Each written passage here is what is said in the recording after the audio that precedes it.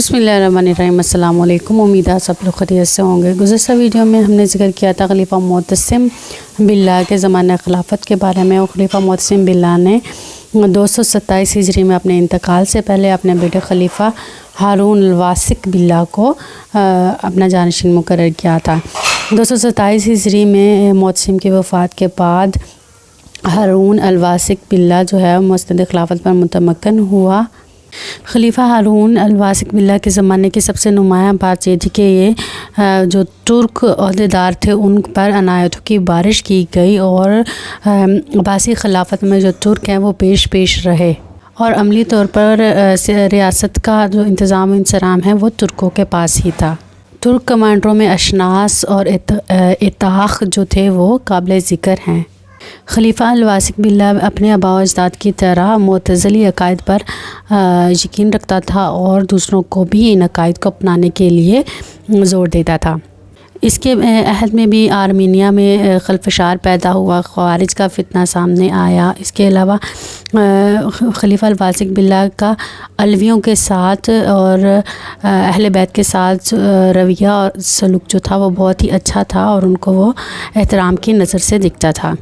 खलीफा अल-वासिक बिल्ला शरई अहकाम पर मुकम्मल तौर पर अमल करने की कोशिश करता था। खलीफा अल-वासिक बिल्ला ने 127 हिजरी से लेकर 232 हिजरी तक खिलाफत की और बिस्तर मर्ग पर आ पहुंचा।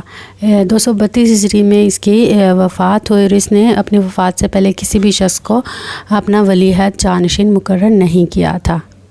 खलीफा अल-वासिक बिल्ला की वफ़ात के बाद जो तुर्क सपा सलार थे उन्होंने कोशिश की कि खलीफा अल-वासिक बिल्ला के कमसिन बेटे को ही खलीफा बनाया जाए, लेकिन कुछ लोगों ने इस पर एतराज़ किया और आखिरकार इत्तफ़ाक़ राय से जाफ़िर बिन मुअत्तसिम यानी कि खलीफा अल-वासिक बिल्ला के भाई जिसका लक़ब था मुतवक्किल अलल्लाह और नाम था जाफ़िर बिन मुअत्तसिम, इसको खलीफा नामज़द किया गया और 232 हिजरी में इसको मसनद खिलाफत पर बिठाया गया। मुतवक्किल अलल्लाह का जो है था वो खुशहाली, फ़ारिग़ुल बाली और अमन व अमान का दौर था। इसके दौर में ज़रूरियात ज़िंदगी की फरावानी थी, लेकिन इसके साथ साथ ये भी था कि मुतवक्किल अलल्लाह की जो ज़ाती ज़िंदगी थी वो ऐश व इशरत पर मबनी थी और इसके अहद को अहद सरूर भी कहा जाता है।